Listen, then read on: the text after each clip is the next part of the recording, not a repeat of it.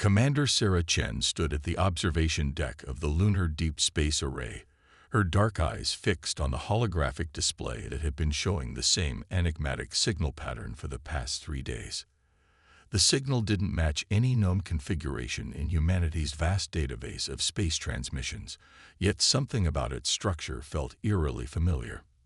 "Dr. Harrison, what's your analysis?" she asked, turning to the array's lead scientist, who hadn't left his station since the signal first appeared. James Harrison ran his fingers through his graying hair, a habit that had become more pronounced since they detected the transmission. "It's definitely artificial, Commander. The pattern repeats every 47 seconds with perfect precision. But here's the fascinating part. It's using an encryption protocol that hasn't been in use for over 200 years. Chen's eyebrows rose. 200 years. That would date back to the first expansion era. Precisely. Harrison nodded, pulling up additional data streams. More specifically, it matches protocols used by the Artemis colony fleet. The name sent a chill down Chen's spine. Every child learned about the Artemis colony fleet in school, humanity's most ambitious colonization project, and its greatest tragedy.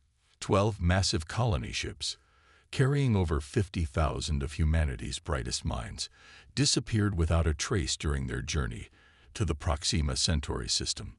The loss nearly ended humanity's dreams of interstellar expansion. "But that's impossible," Chen muttered, though she was already running calculations in her head. The fleet was declared lost in transit. There were no survivors.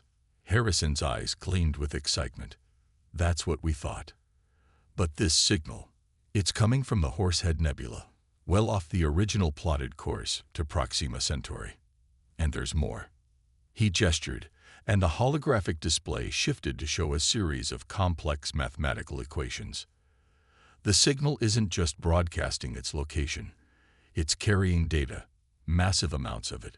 We've only decoded a fraction. But what we found. He trailed off, his hands trembling slightly. "Show me," Chen ordered. The equations were replaced by technical schematics, designs for engines, weapons, and defensive systems far beyond anything currently in humanity's arsenal. But the basic principles, the fundamental mathematics underlying them, were clearly of human origin. "They didn't just survive," Harrison whispered. "They thrived. And now, after 2 centuries of silence, they're reaching out. The question is, why now?" The answer came 3 days later, and it wasn't what anyone expected. The massive ship appeared at the edge of the solar system without warning. Nearly 5 kilometers long, its hull was covered in strange, organic-looking growths that pulsed with an eerie purple light. It didn't respond to any attempts at communication. Instead, it launched thousands of smaller vessels, each about the size of a terrestrial destroyer. Within hours, Earth's long-range sensors detected more ships emerging from hyperspace. Dozens, then hundreds, then thousands. The invasion had begun. Emergency broadcasts interrupted every communication channel across Earth and its colonies. The Solar Defense Fleet mobilized, but everyone knew it wouldn't be enough. Humanity had enjoyed centuries of relative peace, focusing on exploration and colonization rather than military might. The few warships they maintained were designed for dealing with pirates and maintaining order among the colonies, not facing an alien armada.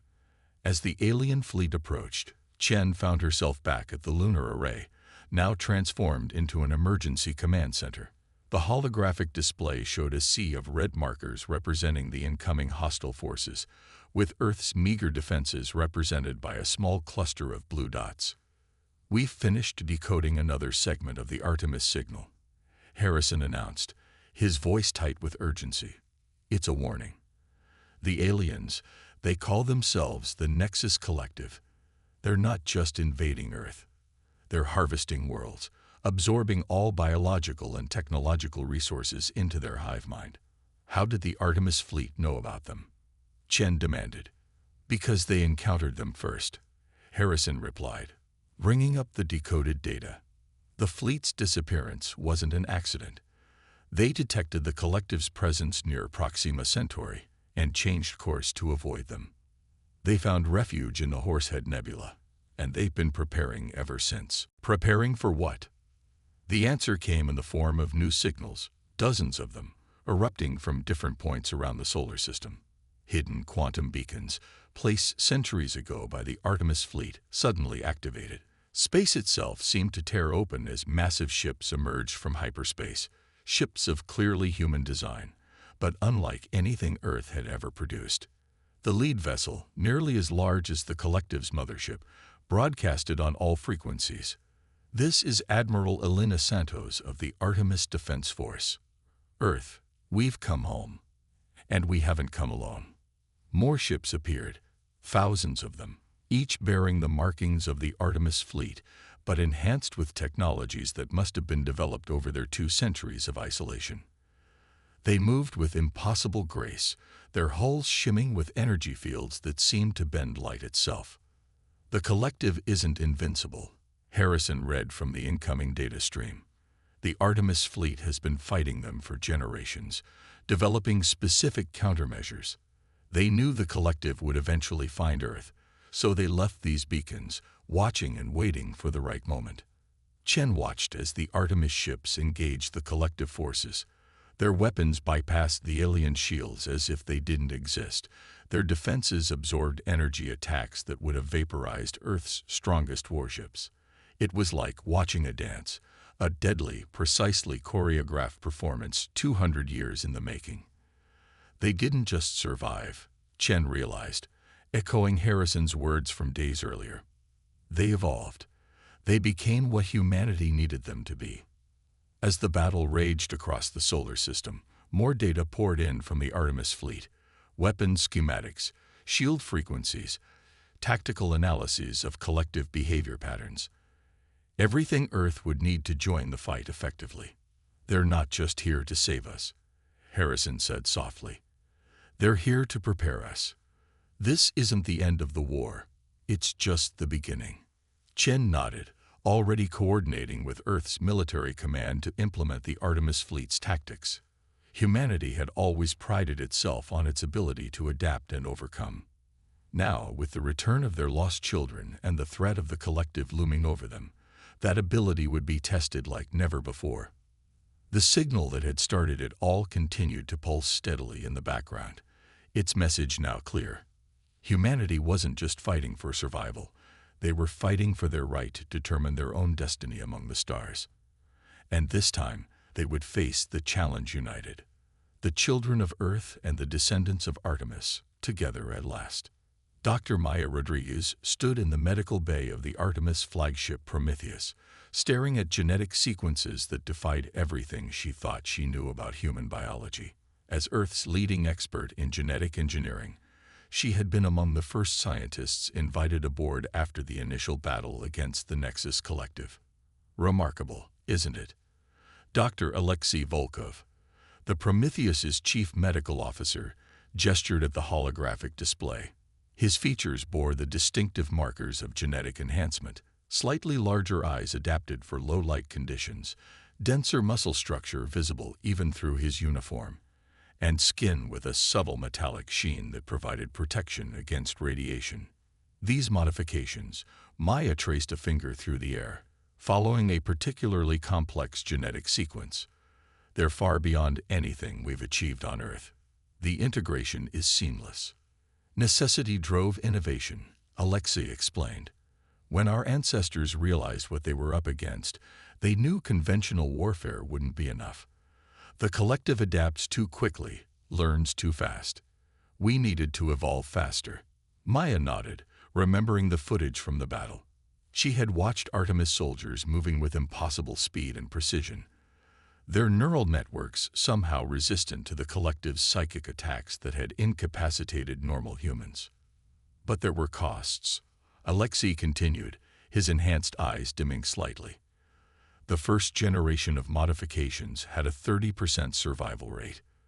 Those who survived passed their enhancements to their children, but each generation needed further adjustments to stabilize the changes.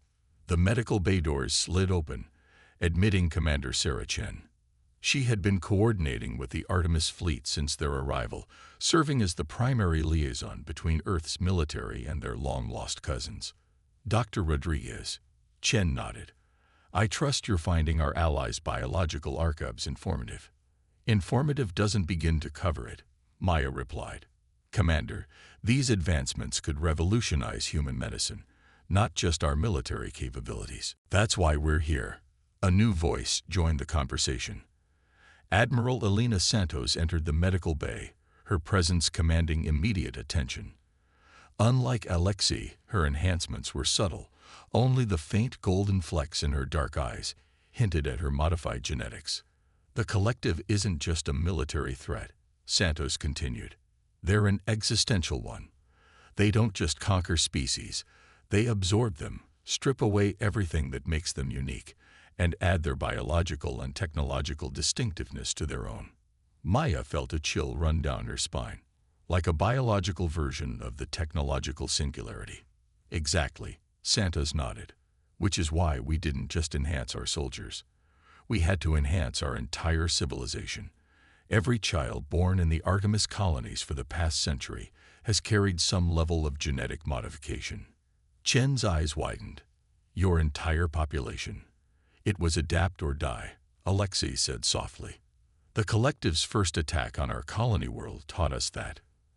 We lost 30,000 people in 6 hours. The survivors were those whose natural genetic variations provided some resistance to their psychic attacks. Maya turned back to the genetic displays, seeing them in a new light. These aren't just military modifications. They're an evolutionary blueprint. For the next stage of human development, Santos confirmed. But we need Earth's help to implement it properly.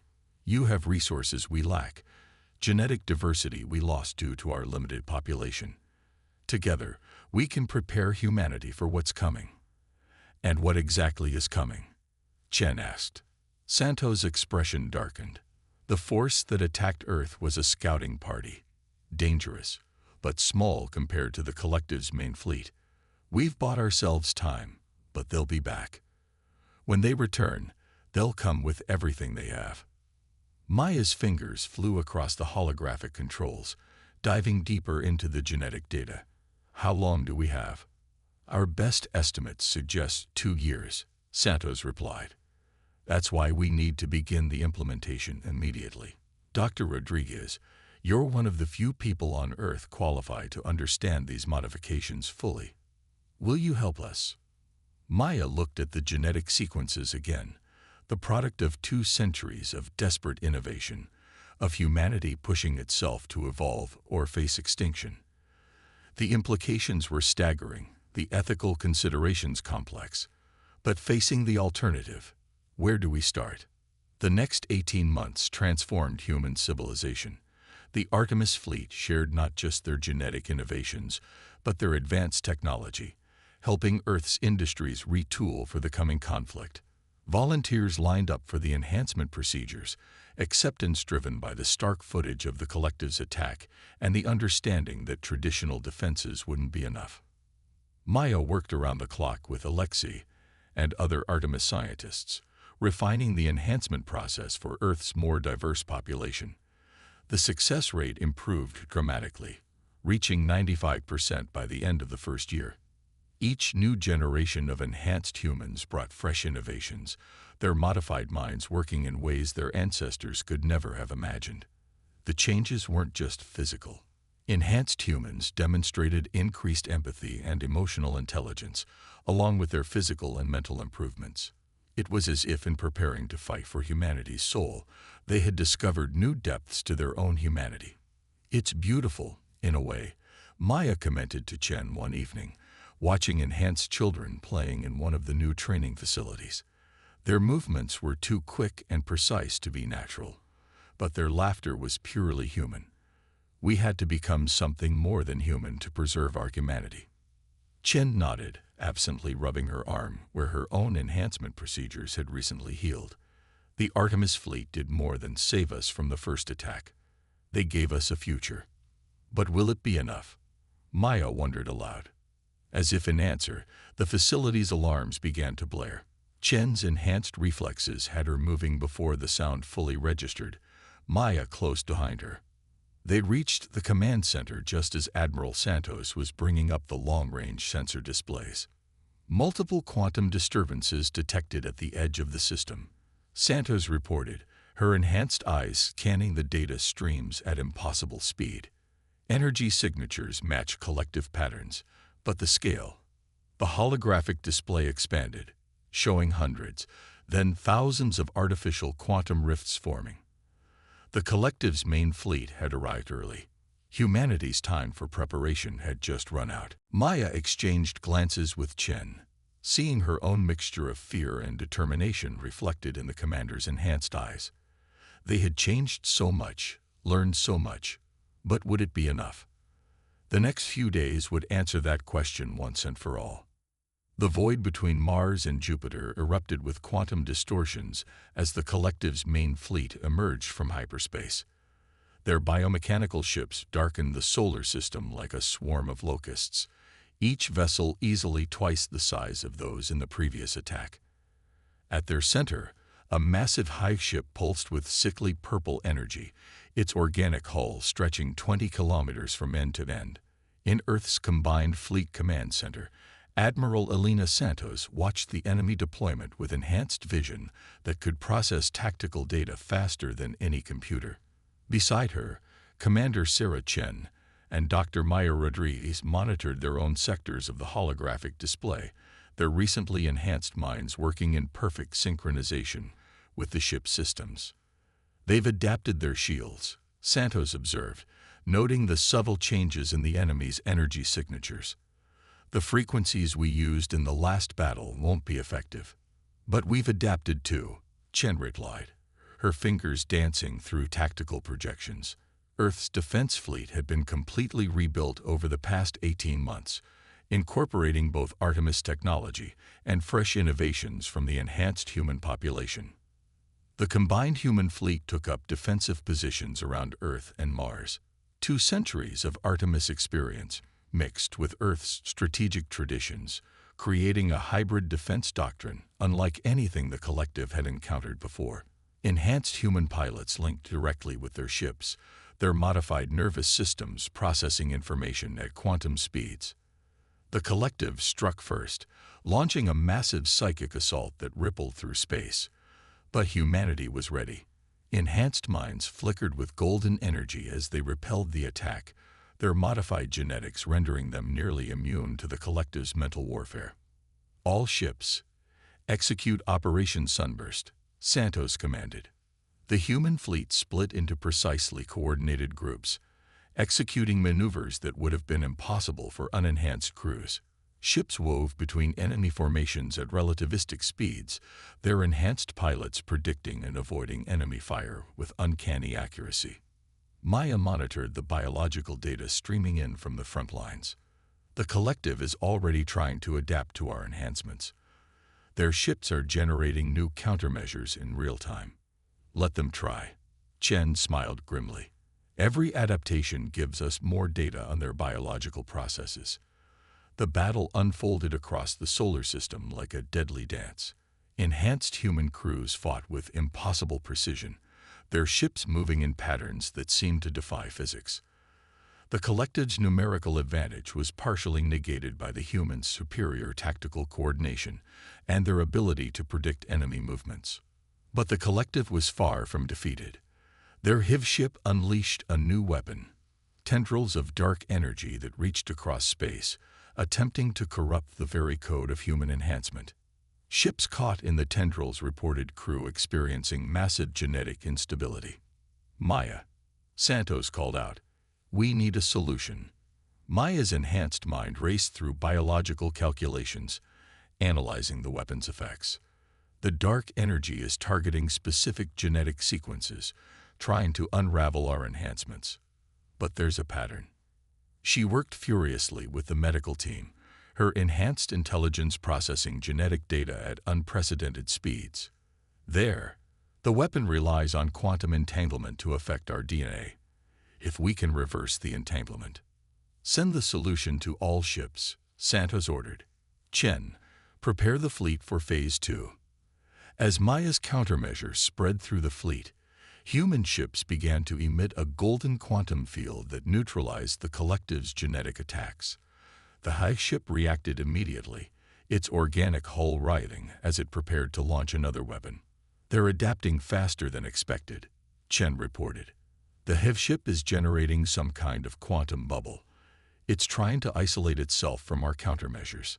Santos' enhanced eyes narrowed as she studied the tactical display. "They're not just adapting. They're learning.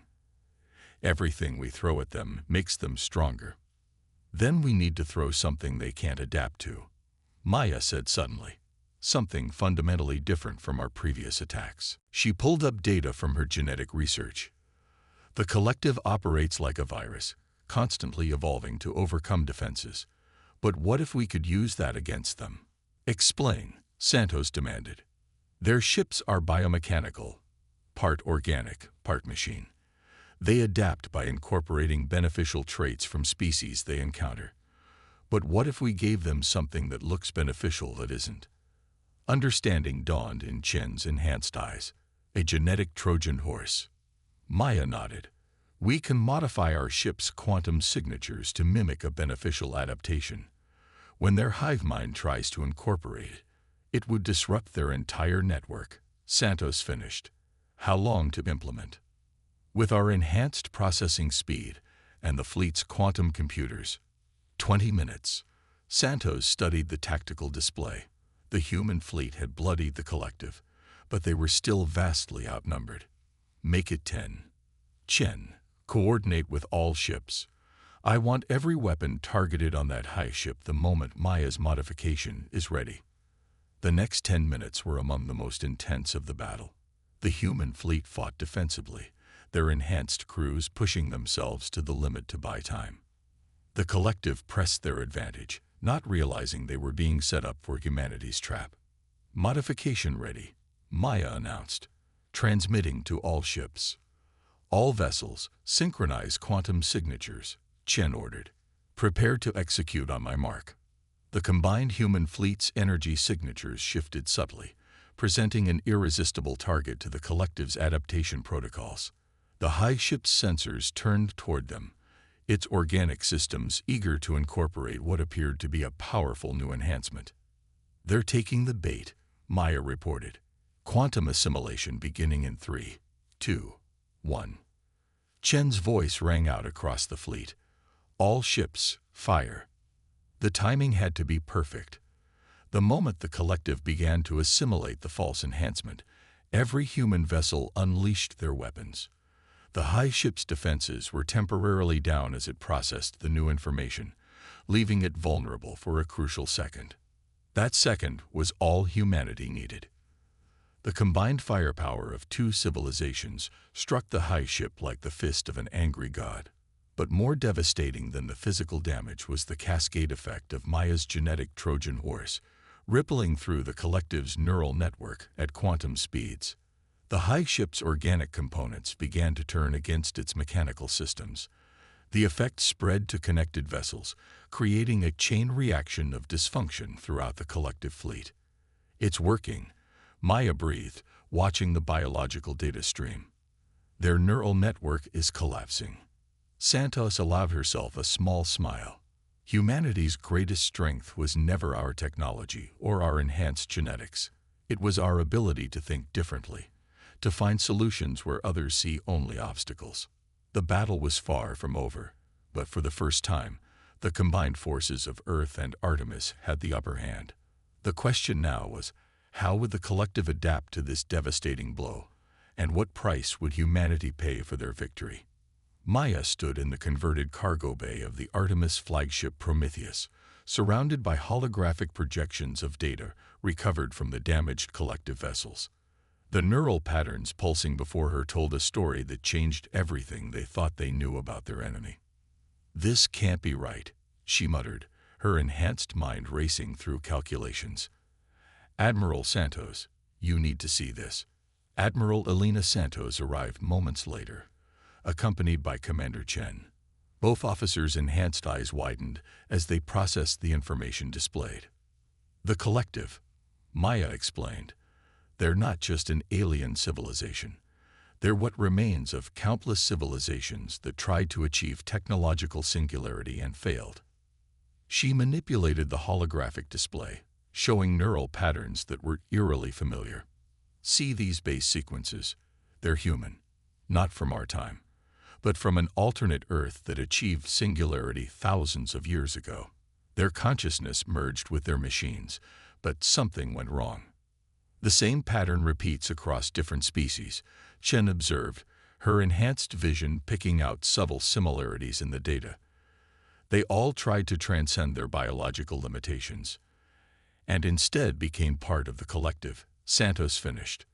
But what does this mean for us? It means we've been approaching this all wrong, Maya said. The collective isn't trying to destroy us. They're trying to save us, by their own twisted definition of salvation. They see our genetic enhancements as the first step toward singularity, and they're trying to prevent us from making the same mistakes they did. The revelation sent shockwaves through Earth's leadership.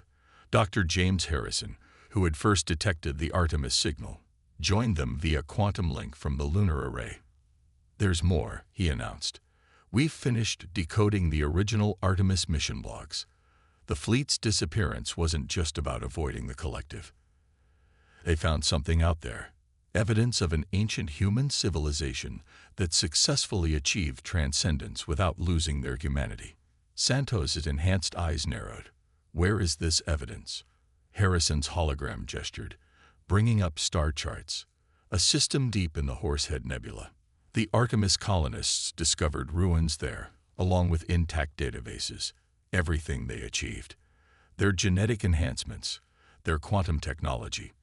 It was all reverse engineered from what they found. "And the original civilization?" Chen asked. "Gone," Harrison replied, "but not destroyed. The evidence suggests they evolved beyond physical form entirely, becoming beings of pure energy and consciousness. They found a way to transcend without sacrificing their essential humanity." Maya's mind raced with the implications. That's why our enhancements work differently from the collective's technology. We're not just improving ourselves, we're following an evolutionary path that was already mapped out. "But the collective sees this as a threat," Santos added. "Our success would prove that their entire existence, their method of artificial transcendence, was a mistake." The ship's quantum sensors suddenly flared to life. The damaged collective fleet was moving, their ships combining into new configurations. The hive ship, though crippled by Maya's genetic attack, began to pulse with a different kind of energy.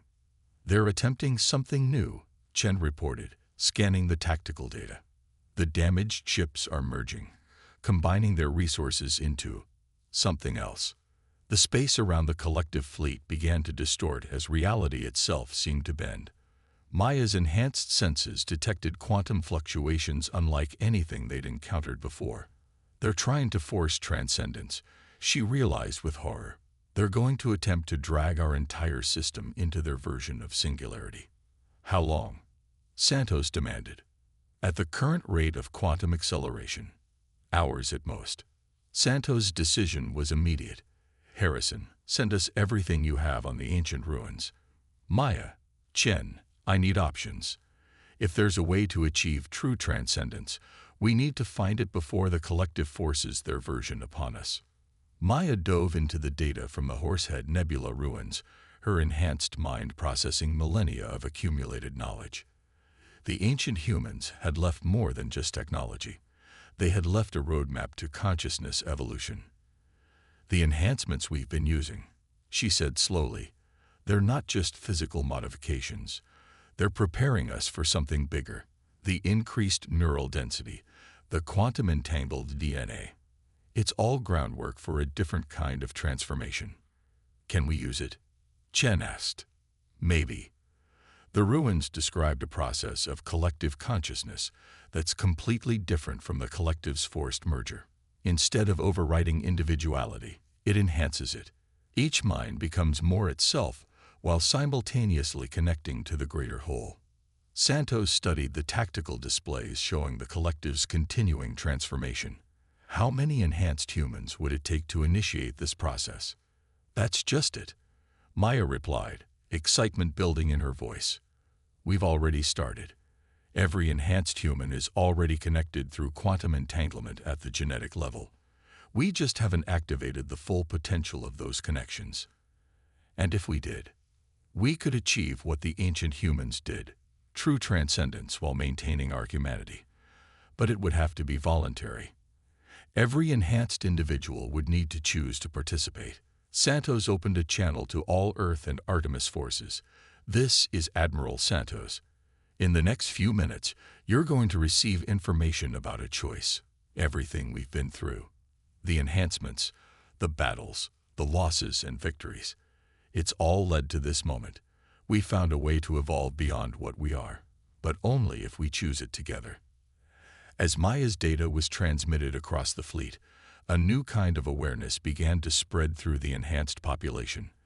They could feel the connections that had always been there, waiting to be awakened. The choice Santos spoke of wasn't just about survival. It was about taking the next step in human evolution. The collective's quantum distortion continued to grow, threatening to engulf the solar system. Time was running out.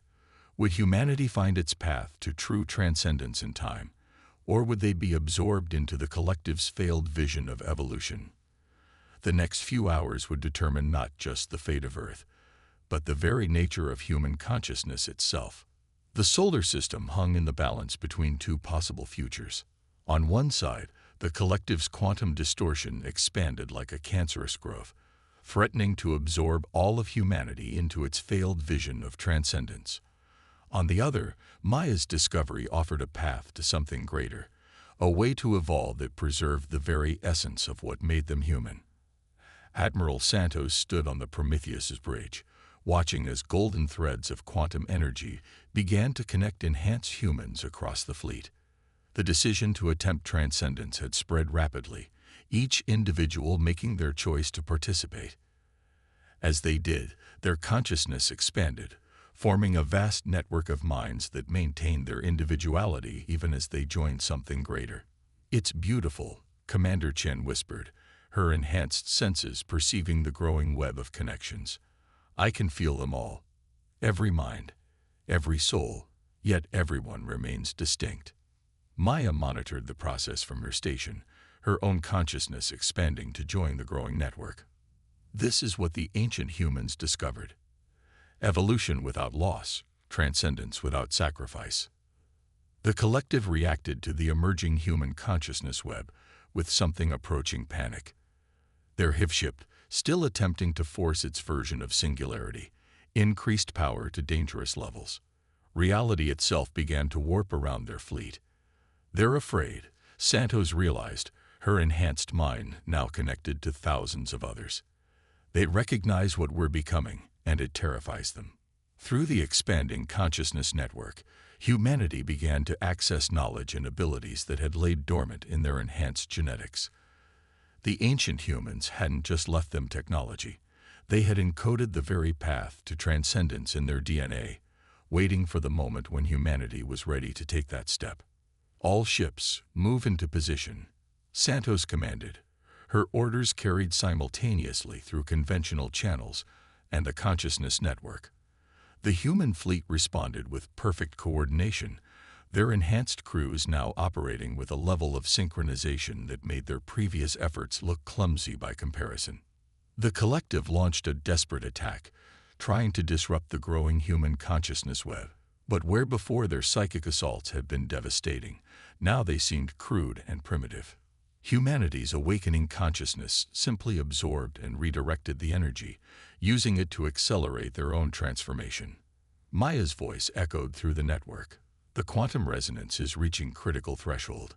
Everyone, prepare for the final phase." Through their shared consciousness, every enhanced human could understand what needed to be done. They weren't fighting the collective anymore. They were trying to save them. The very force that had threatened humanity for so long was about to become the catalyst for their ascension. "Now," Santos commanded. Every human ship activated their quantum drives simultaneously, creating a harmonious frequency that rippled through space-time. The golden web of human consciousness expanded explosively, encompassing not just the enhanced humans, but reaching out to touch the collective itself. For a moment, everything stopped. In that infinite instant, humanity made contact with the countless absorbed civilizations trapped within the collective. They weren't gone, merely dormant, their individuality suppressed but not destroyed. Through the ancient humans' path to transcendence, they could be awakened. Show them, Maya broadcast through the network. Show them what they've forgotten. Through their connected consciousness, humanity shared not just knowledge but experience, the joy of individual existence, the strength found in willing cooperation rather than forced assimilation, the beauty of being both one and many simultaneously. The collective's rigid structure began to crack as long-suppressed individualities stirred to life. The high ship's attempts to force singularity backfired spectacularly. Instead of dragging humanity down into their failed transcendence, the collective found itself being transformed by contact with humanity's awakening consciousness. The sickly purple energy of their ships began to shift, taking on hints of the same golden light that now suffused the human fleet. Chen's enhanced senses detected the change first. The absorbed civilizations, they're waking up. The collective's control is breaking down. Not breaking down, Maya corrected. Her consciousness expanded to encompass the transformation. Evolving. They're remembering who they were, who they can be again. The quantum distortion that had threatened to engulf the solar system changed character, becoming a bridge rather than a weapon. Through it, the trapped civilizations began to emerge, their consciousness separating from the collective's hive mind to join humanity's transcendent network as equals rather than slaves. Admiral Santos felt the shift in her expanded consciousness. We didn't just find a way to save ourselves. We found a way to save them all. The transformation rippled through the solar system like a wave of golden light. Human consciousness evolved beyond physical form while maintaining its essential nature. Each individual grew greater while remaining uniquely themselves. The collected ships, no longer needed to house forcibly merged consciousness, began to dissolve into pure energy. As the light faded, Earth's solar system had become something entirely new. Humanity had not just survived. They had shown the galaxy a new path forward. The enhanced humans had become beings of pure consciousness and energy, able to take physical form at will, but no longer bound by it. Their ascension had not only preserved their humanity, but had expanded it, allowing them to experience existence in ways their ancestors could barely have imagined. The ancient humans' legacy was complete. Their descendants had not only found the path to true transcendence, but had shared it with the varied force that had threatened to destroy them. In doing so, they had transformed an ancient enemy into a multitude of allies, each civilization now free to explore its own path to evolution, while remaining connected to a greater whole. Maya's consciousness reached out to touch the transformed remnants of the collective, now a harmonious network of freely connected minds. They're asking what happens next. Santos' response rippled through the consciousness web, touching every awakened mind in the system. Now we explore. There are more civilizations out there, trapped in similar failed attempts at transcendence. We can help them find the true path, as the ancient humans helped us. Chen added her own thoughts to the network. And beyond that, the galaxy is vast, and we've only begun to understand what we can become. The golden light of transcendent humanity pulsed with purpose and possibility. They had faced extinction and emerged transformed, not by running from their humanity, but by embracing its ultimate potential. The stars beckoned, promising new discoveries, new civilizations to help, and new heights of evolution to achieve. Humanity had not just survived, they had shown the galaxy what they could become. And this was only the beginning.